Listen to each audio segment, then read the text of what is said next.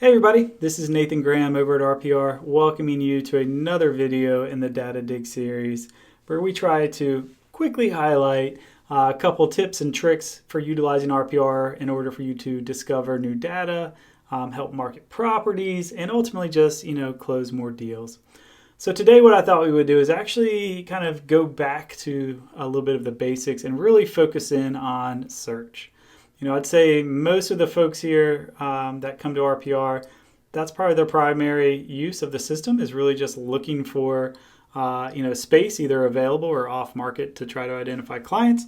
So I just wanted to spend today's video, today's time with you, just giving you some tips and tricks on basic search. So the first one I want to start off with is when you come to RPR, log in for the first time that day. The system's actually going to remember what the last search was that you did. So we've had folks call, they're looking for commercial space and they've typed in the area, but they forgot that the last search they did was residential. Or they're coming through here and they're doing a search and they forget that they had, a very unique filter. Maybe it was square footage or something like that, that they had in a filter, and that's, limiting their results. And so what I always recommend is, right whenever you first get to the system, click to filters and just hit reset. That's going to get you back to kind of square one. It's going to remove any of these weird filters you might have put in, foreclosure statuses, et cetera, and just help to ensure that, what you're looking for is going to show up. And so once you have, cleared all your previous filters, the next thing I always recommend is coming up to location and actually typing in the area that you want to utilize. Now, you will see as you're typing in either a geography or an address, if you're just going to an address, go ahead and click on the suggestion down here. But if you're looking for a geography, you're trying to, maybe look for all the office space in an area or something like that, type it in and then click outside of the box. And the reason for that is what I always suggest folks to do is kind of narrow their search to start, and then you can always broaden it from there if you don't find what you look for, or if you're just trying to find more options, that kind of thing. So what's cool about doing this method is you get this nice little counter up here at the top. And so as you filter things down, you'll see that number drop. And so if we're looking for some office space, we can come here, select office. We can say, all right, do we want both for sale and for lease? So we want just for lease. We could filter those out as well. We could come in here and plug in prices. So if we want to say, all right, we're willing to look at anything up to, $675,000 from purchase, or dollar per square foot, we'll call it $25 on an annualized basis. You can put in things like building square footage, leasable square feet, et cetera, et cetera. But the key is, as you're doing that filtering, you're going to drop that number count down so that when you do finally do your search, you're not looking through that initial, 1,200 properties that don't really pertain to what your client needs. You're actually focused in on at least a couple of specifics in order to, make it a little easier to kind of get through all of the listings.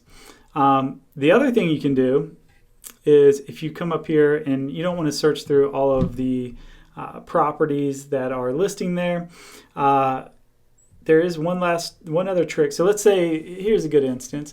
Maybe you're looking for some medical space, and there's specific zoning. Maybe that there's a lot of tenant improvements that would need to be done. You're trying to avoid that for your clients, so you want to see what's an easy way to identify medical space that is already built out.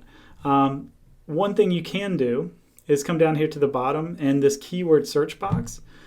This is where you can plug in a keyword, or business opportunities, kind of a term of phrase, I guess. But you can plug in some keywords, and the system will look for those with or coming from the listing agent. So that might be in the description or some of the different property facts fields that we collect as well.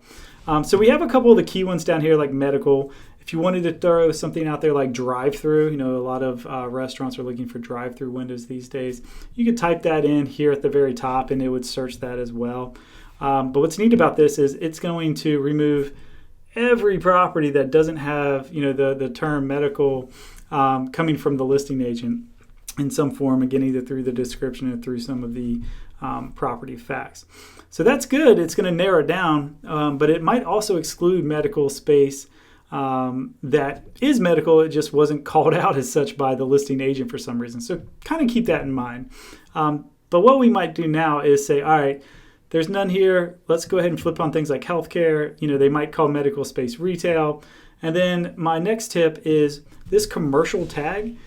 A lot of times, MLSs and CIEs, they'll have kind of a generic commercial property type that gets sent to us. And this could be literally any commercial property type, from just a standard industrial or office to mixed use. Sometimes whenever an agent lists it, they just call it generally commercial. And so that is a nice little kind of safety net catch-all that if you're not finding what you're looking for, sometimes flipping that on will help you out. And you can see it helped us. It now gave us 2 different properties that we can go and look at. So when we hit update and search, that is going to reduce us down to these 2 different properties. And then we just jump in and do your basic research on, fit and location and trade area information to make sure that it really fits in with what your client's looking for. Okay, so, again, a couple tips for you. We'll rehearse those. Number 1, type in your location and then start doing your filtering in order to kind of understand the amount that you're going to pull and narrow that down as much as you can beforehand. Number 2, if you are trying to be really specific about a amenity or a use, you can use the keywords and just keep in mind that if the agent didn't type it in to their listing, it's going to overlook it, unfortunately. So be aware of that. And then the other tip, just whenever you first log in, make sure you clear all of your filters so that there's nothing weird that you have checked or dollar per square foot in there that you're not aware of when you start to do your next one. So the next part of search I wanted to make sure that y'all are aware of is utilizing RPR to do a little bit of prospecting. And so it's a very similar process. We'll go ahead and type in our area again here. And this time, though, instead of looking at for sale and for lease, we're going to toggle over to public records.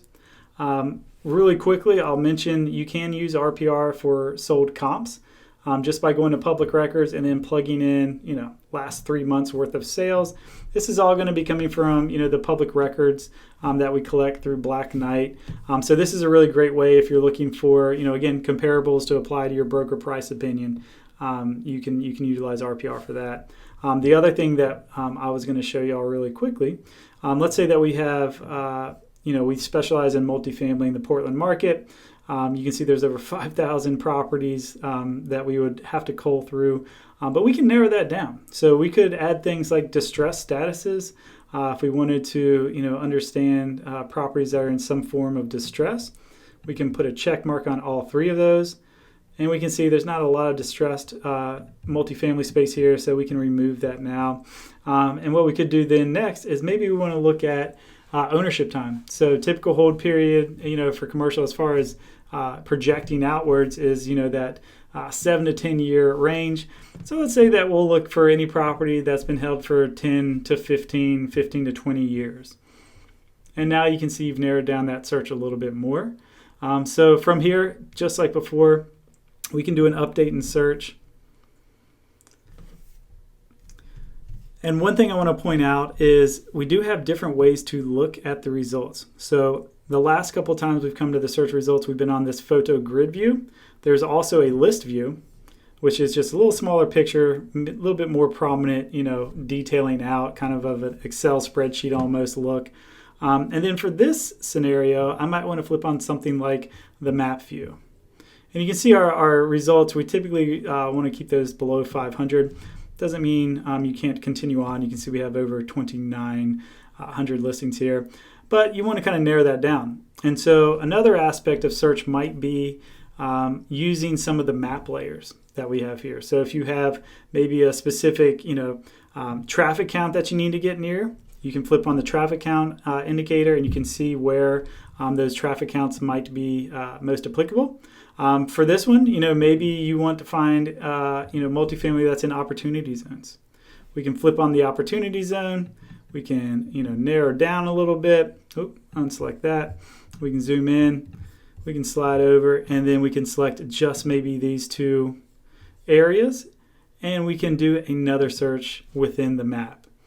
And so it's a really great tool. If you're looking for potential listings, now we know that these various properties within this area are within a opportunity zone. So there's a little bit more incentive for that person to possibly list with you now versus next year or even the year after that.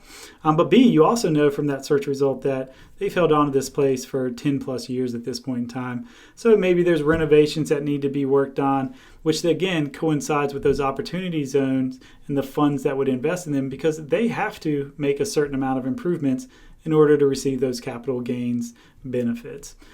So again, just a great way utilizing the map and some of these map tools in order to narrow down your searches and identify who might be a potential client for you to then go and reach out to. Now in RPR, we can get you down to the corporate level, so you might have to do a little bit more digging to find the decision makers and their contact information. But through this process, you'll at least be able to get identified who you should start looking for and who you might want to try to contact and prioritize them. So with that, again, my goal was really to just kind of give you a couple of quick tips on search. Hopefully this has been beneficial to you, help you be a little bit more efficient utilizing our search, maybe give you a couple shortcuts or alleviate some frustrations you might have had. But thank you so much as always for watching this video. And if you have any questions, don't ever hesitate to reach out to us. All right, everybody, take care.